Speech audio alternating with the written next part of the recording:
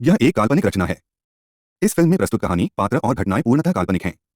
किसी जीवित या मृत व्यक्ति या वास्तविक घटना से कोई समानता मात्र एक संयोग है। एक सरकारी वकील के तौर पर मैं पिछले 5 वर्षों से डिस्ट्रिक्ट कोर्ट में अपनी सेवा देते आ रहा हूं। एक दिन मैं किसी केस का जिरह खत्म करके अपने ऑफिस में आराम की मुद्रा में कुर्सी पर बैठा था। तभी एक व्यक्ति, जिसकी उम्र करीब 40 साल की होगी, मुझे नमस्कार करते बोला, क्या आप ही इस शहर के जाने माने सरकारी वकील संजय कुमार हैं? मैंने हाँ में अपना सर हिला दिया। उसने बोलना शुरू कर दिया। दरअसल एक कार वाला पिछले महीने की 13 तारीख को रात के करीब 10 बजे मेरे पिताजी को टक्कर मारकर भाग गया था। उस दुर्घटना में गंभीर रूप से घायल मेरे पिताजी की दुर्घटना स्थल पर ही मौत हो गई थी। पुलिस ने अगले ही दिन उस कार ड्राइवर को उसके घर से गिरफ्तार कर लिया था। दुर्घटना के वक्त मौजूद एकमात्र गवाह रामदेव, जो वहां पर चाय की दुकान लगाता है, अब वह गवाही से मुकर गया है, जिसके चलते उस कार ड्राइवर को बेल मिल गया है। चूंकि मैं एक गरीब आदमी हूं, इसलिए आपके पास न्याय की आस में आया हूं। मैं कुछ देर सोचने के बाद उस केस से संबंधित फाइल बनाने में लग चुका था। मैंने थाने से FIR तथा पोस्टमार्टम दोनों रिपोर्ट हासिल कर लिया था। पोस्टमार्टम रिपोर्ट के अनुसार मौत का कारण मृतक के सर का कार के चक्के द्वारा कुचलना बताया गया था। FIR रिपोर्ट से यह भी पता चला कि कार का ड्राइवर ही कार का मालिक भी था। मेरे लिए चौंकाने वाली बात यह थी कि वह कार मालिक मेरे अपार्टमेंट में ही रहता था। जहां तक उसके बारे में मुझे पता था, वह एक बदमाश एवं शातिर ढंग का आदमी था। खैर, जो भी हो, मैंने उस केस पर अपना ध्यान फोकस कर दिया था। मैं केस खुलने के इंतजार में लग चुका था। उधर पिछले कई दिनों से हमारे अपार्टमेंट में चोरी की घटनाएं बढ़ गई थी। पिछले कुछ दिनों से पुराना चौकीदार काम छोड़कर कहीं चला गया था। हम लोग एक चौकीदार की तलाश में लग गए थे। एक दिन शाम के वक्त मैं अपने अपार्टमेंट के बाहर घूम रहा था। तभी एक लगभग 60 वर्षीय आदमी ने मुझसे पूछा, बाबू साहब, कोई काम मिलेगा? मैंने उसे अगले दिन अपने आधार कार्ड तथा 2 पासपोर्ट साइज के फोटो के साथ आकर हमारे अपार्टमेंट के सेक्रेटरी से मिलने को कहा। वह आदमी ठीक है बोलकर वापस चला गया।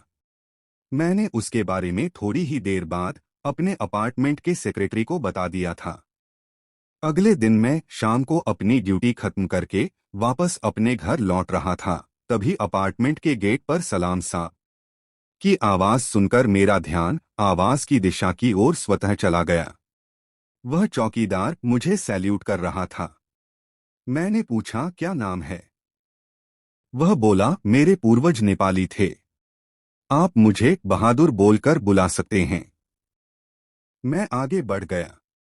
अचानक उसी दिन आधी रात के करीब गेट के सामने हल्ला गुल्ला सुनकर मैं बाहर निकला। गेट के पास अपार्टमेंट के बहुत सारे लोग शोर सुनकर जमा हो गए थे। 2 चोर बुरी तरह घबराहट एवं खौफ के मारे जमीन पर बैठा हुआ था। पता नहीं वह बार बार बहादुर की तरफ क्यों देखे जा रहा था।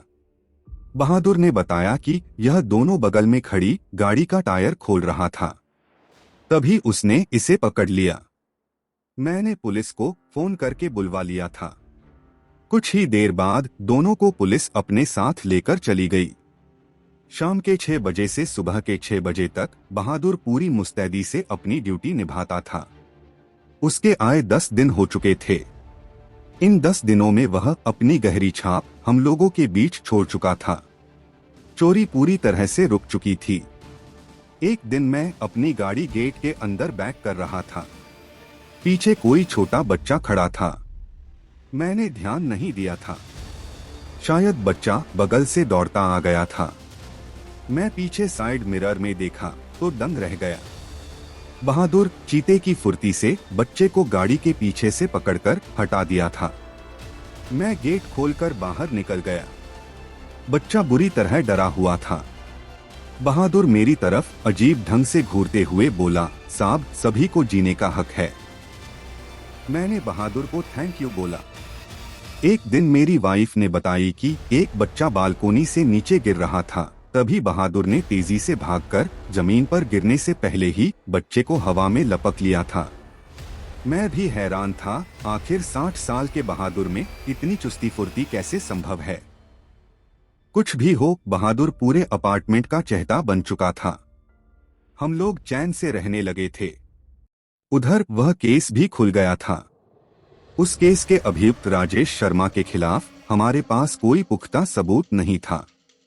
लग रहा था 5 से 6 तारीख में ही यह केस खत्म हो जाएगा, अभियुक्त ससम्मान रिहा हो जाएगा। मुझे कुछ भी समझ में नहीं आ रहा था। अभियुक्त हमारे ऊपर वाले फ्लोर में अकेले ही रहता था। वह इन दिनों हमसे कटा कटा रहने लगा था। उसने अपनी तरफ से केस लड़ने के लिए हाई कोर्ट के नामी वकील को बुलवा लिया था। कल उसे सशरीर कोर्ट में जज के सामने हाजिर होकर अपनी बेगुनाही का सबूत देना था। मेरा केस गवाह के भागने के कारण काफी हल्का हो चुका था। अचानक आज शाम ही उस अभियुक्त की तबीयत काफी खराब हो गई थी। वह अचानक कोमा में चला गया था। अपार्टमेंट के कुछ लोगों ने एम्बुलेंस मंगवाकर उसे हॉस्पिटल में भर्ती करवा दिया था। मैं अपने घर में बैठा हुआ उस केस के बारे में सोच रहा था। रात के लगभग 8 बज रहे होंगे। अचानक मेरे दरवाजे पर दस्तक हुई। मैंने दरवाजा खोला तो बाहर बहादुर हाथों में एक कार का चक्का, जिसमें खून का सूखा निशान दिख रहा था, हाथों में लिए खड़ा था। मैंने पूछा, यह क्या है? वह बोला, लगता है इस चक्का से कभी एक्सीडेंट हुआ है। हो सकता हो किसी की मौत भी हो गई हो। मैंने पूछा, कहाँ से मिला तुझे? वह बोला, राजेश साहब का घर खुला हुआ था। जल्दबाजी में हॉस्पिटल ले जाते समय उनका रूम शायद खुला रह गया होगा। मैं ताला लगाने से पहले रूम के अंदर चेक करने के लिए गया तो यह चक्का मिला।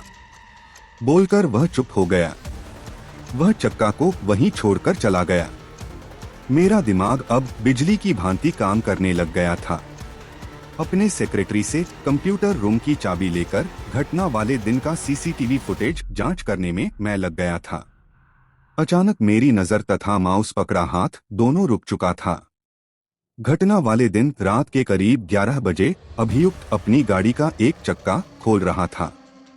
एकमात्र खून के निशान वाला यही चक्का था। फिर वह उस चक्के की जगह गाड़ी में रखी दूसरी स्टेपनी लगा दिया था।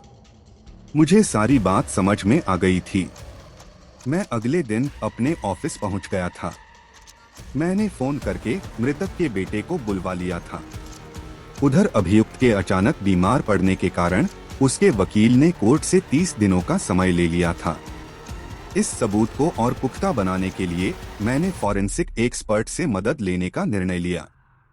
डीएनए मैच के लिए मृतक के शरीर का कुछ भी अंश मिलना जरूरी था। तभी फॉरेंसिक एक्सपर्ट की टीम ने मृतक के घर में रखे उसकी टोपी के अंदर से एक बाल बरामद कर ली थी। डीएनए रिपोर्ट आने में करीब 1 महीने का समय था। कुछ ही दिनों बाद अभियुक्त हॉस्पिटल से डिस्चार्ज होकर अपने घर आ गया था। उसकी पूरी रिपोर्ट डॉक्टरों ने नॉर्मल बताई थी।